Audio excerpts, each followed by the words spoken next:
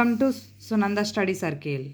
పారిశ్రామిక విప్లవం 7th class social studies బుక్లోంచి పారిశ్రామిక విప్లవం హెచ్జిటి ఎస్ఏ వాళ్ళకి డిఎస్సి టెట్కి సంబంధించింది న్యూ సిలబస్ బుక్లోంచి చూడండి. ఇంపార్టెంట్ బిట్స్ అన్ని కలెక్షన్ చేశాను. ఒకసారి చూద్దామా? వీడియోలోకి వెళ్ళే ముందు ఎవరైనా కొత్తగా నా ఛానల్ని చూస్తున్నట్లయితే సబ్స్క్రైబ్ చేసుకోండి. ఓకే, పారిశ్రామిక విప్లవం టాపిక్లో ఏ శతాబ్దంలో ఐరోపాలోని పారిశ్రామిక కార్మికులు అనేక కష్టాలను ఎదుర్కోవలసి వచ్చింది?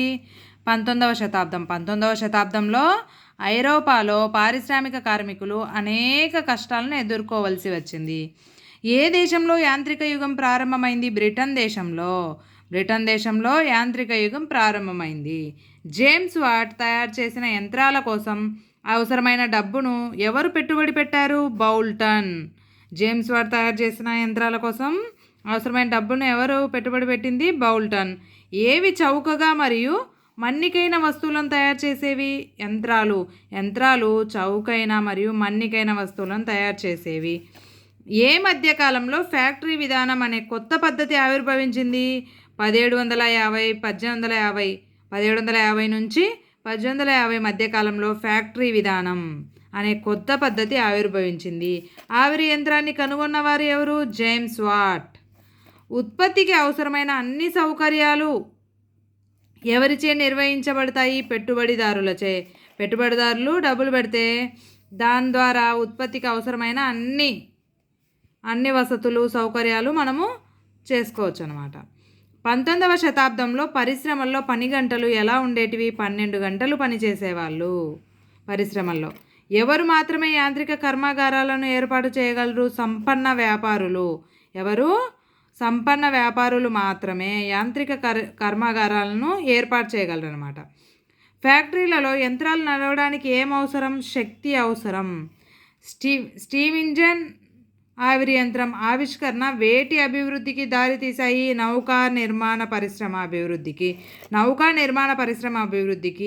స్టీమ్ ఇంజన్, ఆవిరి యంత్రం యొక్క ఆవిష్కరణ అభివృద్ధికి దారితీసింది. జల రవాణా రోడ్డు రవాణాలోని ఎన్నో వంతు వ్యయాన్ని తగ్గించింది? 1/3 వంతు. రోడ్డు రవాణాలో అయ్యే ఖర్చులో 1/3 వంతు వ్యయాన్ని జల రవాణా తగ్గించింది. ఎవరి చలన శక్తి యంత్రం లివర్పూల్ నుండి మాంచెస్టర్ వరకు గల 64 కిలోమీటర్ల మార్గాన్ని గంటకి 46 కిలోమీటర్ల వేగంతో భారీ సామాగ్రిని తీసుకెళ్ళింది? జార్టీ స్టీవెన్సన్. ఏ సంవత్సరంలో కంకర్ రాళ్లతో రోడ్డు నిర్మించే పద్ధతిని కనుగొన్నారు? 1840లో. 1840లో కంకర్ రాళ్లతో రోడ్డు నిర్మించే పద్ధతిని కనుగొన్నారు. ఎవరు కంకర్ రాళ్లతో రోడ్డు నిర్మించే పద్ధతిని కనుగొన్నారు? జాన్ లేడన్ మెగ్డమ్ అనే అతను కంకర్ రాళ్లతో రోడ్డు నిర్మించే పద్ధతిని కనుగొన్నాడు. విమానాన్ని ఎవరు కనుగొన్నారు? రైట్ సోదరులు. జేమ్స్ వాట్ ఏ దేశపు హస్తకళాకారుడు? ఇంగ్లాండ్.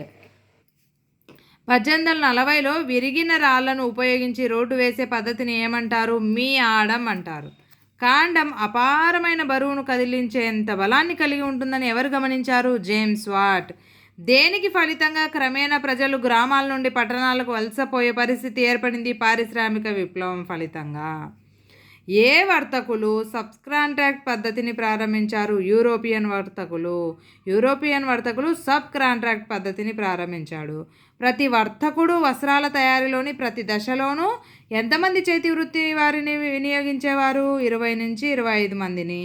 ఇంకా ఉన్నాయి బిట్స్ నెక్స్ట్ వీడియోలో చూద్దాం. Thank you for watching. Please like, share, subscribe.